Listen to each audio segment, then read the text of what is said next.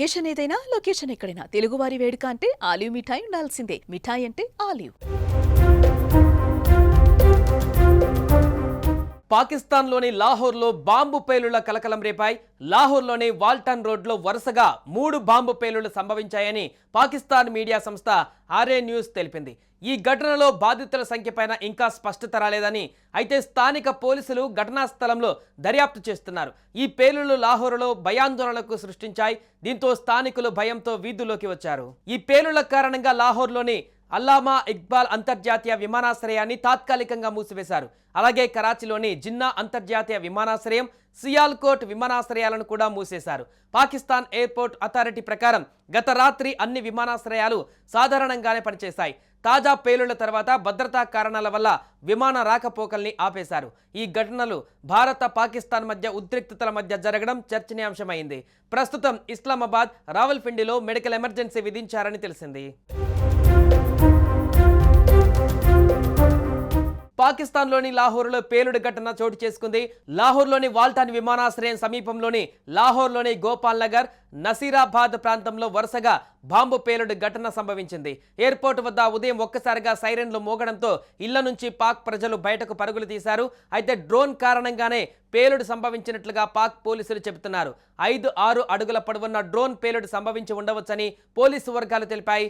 Drone వ్యవస్థను jam చేయడం ద్వారా కూల్చివేసినట్లుగా చెప్పుకొచ్చారు. వరుస బాంబు పేలుడు ఘటనలతో పాకిస్తాన్లోని కరాచీ, ఇస్లామాబాద్ సహా పలు విమానాశ్రయాలను అధికారులు మూసివేశారు. ఇక భారత్ ఆపరేషన్ సింధూర్ చేపట్టిన మరుసటి రోజే పేలుళ్లు సంభవించడం గమనార్హం. ఈ ఘటనపైన మరింత సమాచారం తెలియాల్సి ఉంది.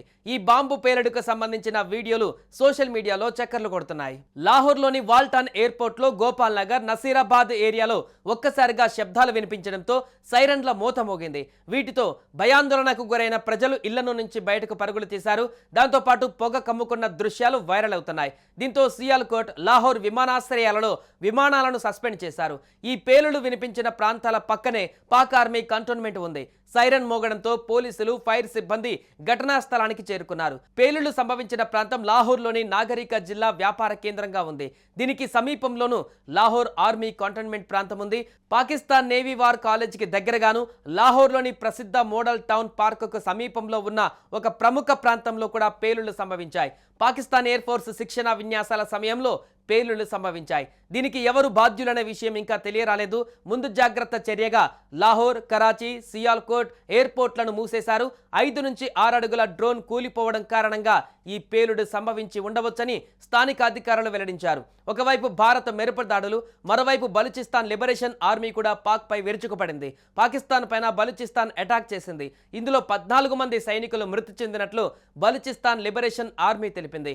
ఆర్మీ వాహనం పైన రిమోట్ కంట్రోల్తో ఐఈడీ బాంబును అమర్చి పేల్చింది. ముచ్కుంద్ ప్రాంతంలో ఈ సంఘటన జరిగినట్లుగా సమాచారం. సుమన్ టీవీలో మీ పర్సనల్ అండ్ బిజినెస్ ప్రమోషన్స్ కోసం కింది నెంబర్కి కాంటాక్ట్ చేయండి.